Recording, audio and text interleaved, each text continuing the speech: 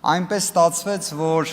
րոպեներ առաջ ազգային ժողովը հավանություն տվեց կառավարության 2026-2031 կառավարության ծրագրին։ Բովանդակային կառավարության ծրագրի խնդիրներին մանրամասն իր ելույթում անդրադարձավ ուժեղ Հայաստան խմբակցության ղեկավար Նարեկ Կարապետյանը։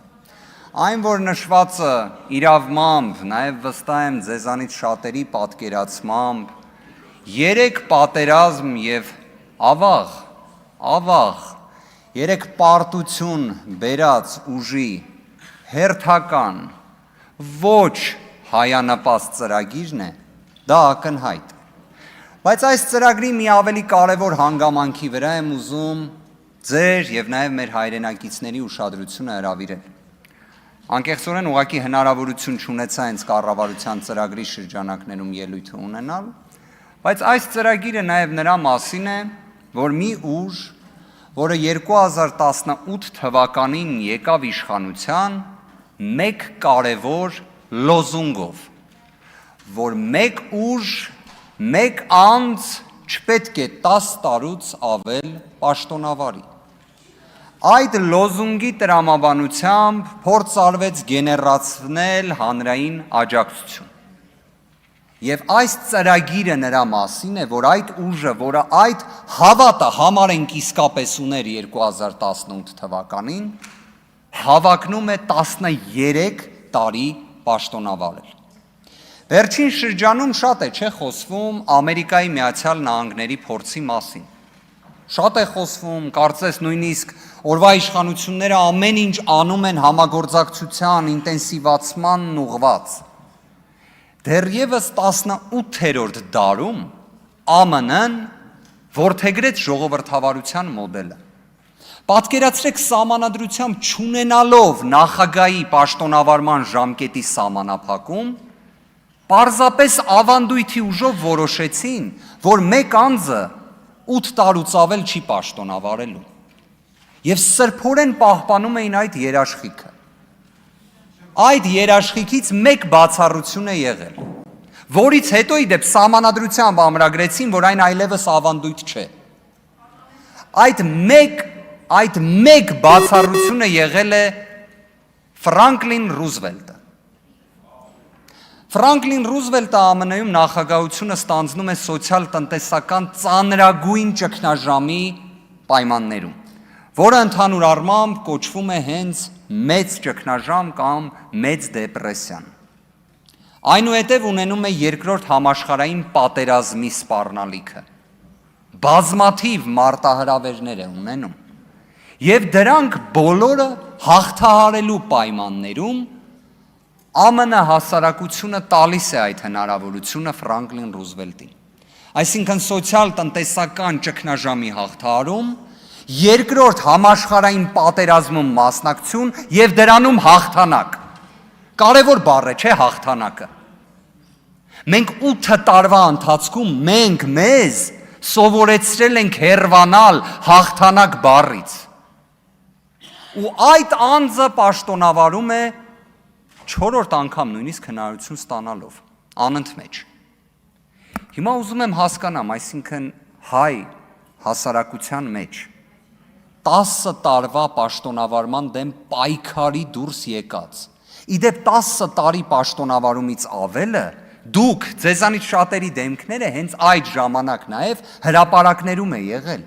Ասում էիք 10 տարուց ավել պաշտոնավարող մեկ անձը, դա ադրբեջանացումն է,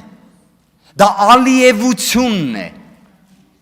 Ու դուք հիմա բերել եք ծրագիր ու այդ ծրագրին էլ հավանություն եք տալիս, որը նրա մասին է, որ դուք 13 տարի պաշտոնավար եք։ Բայց եկեք համեմատականը անենք։ Ուրեմն Ֆրանկլին Ռուզվելտի ձեռքբերումներից խոսացինք։ Իսկ ձեր ձեռքբերումները որոնք են։ Հաղթանակները։ Հենց այդ բառը օգտագործենք։ Հաղթանակը նա է, որ օրինակ 1 տարի առաջ նախաստորագրվել է խաղաղության պայմանագիրը, բայց նախաստորագրումից առաջ չենք գնացել։ Թե հաղթանակն է սահմանազատումը, սահմանագծումը, որը 24 թվականից հետո 1 սանտիմետր առաջ չի գնում։ Հաղթանակը խաղաղության դարաշրջանն է, այն օրինակ նույն շատ լավ եմ էլի հիշում 2021 թվականին կարծես սկսվել էր հայ-թուրքական հարաբերությունների վերականգնման օրակարգը, Ռուբեն Ռուբինյանն էլ բանակցողն էր կամ բանագնացը, այդ սահմանը մինչ օրս չի բացվել։ Հիմա ձեր ձեռքբերումը ո՞րն է։ Ձեռքբերումը, լավ ասեմ ավելին, հաղթանակը։ Գիտեք, հայ հասարակությանը դժվար չէ իշխանության դիրքերից վախեցնել, մոլորեցնել։ Դուք ի վերջո հիշեք, դուք հիշվելու եք պատմության մեջ, որպես Հայաստանի պատմության երևի թե միակ ուժը, որը այդքան ծանր դժբախտություն բերած պատերազմից մի քանի տարի հետո նախընտրական քարոզարշավը անցկացրել է այն լոզունգով, որ եթե մենք չընտրվենք, եթե մենք սահմանադրական մեծամասնություն չունենանք, արյունալի պատերազմա լինելու սեպտեմբեր ամսին։ Սա դուք եք ասել։ Լավ, ուզում եմ հասկանամ, դուք ինչ եք պատկերացրել, երբ հայ մարդուն, Հայաստանի Հանրապետության քաղաքացուն այդ մեսիջը փոխանցում եք, ինքը ինչ պետք է անի։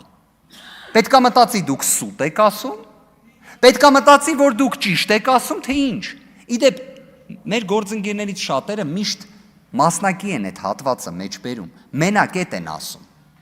Բայց դրանից հետո ստորակետ կա, է։ Դրանից հետո Նիկոլ Փաշինյանը ասում է, այն ժամանակ չեմ նախազգուշացրել։ Հիմա նախազգուշացնում եմ։ Այսինքն բացում է 44 օրյա պատերազմի վերքը, բորբոքում է վերքը, քվեյա դրա դիմաց ուզում ստանա։ Ու այդ ամեն ինչի պայմաններում դուք 50 գումարած մեկ չեք ստացել։ Ես չեմ զլանա ասել։ Վստահ եմ ձեզանից շատերը իրենց ներսում գիտեն ինչա նշանակում 50+1 ստանալ եւ ինչա 50+1 չստանալ։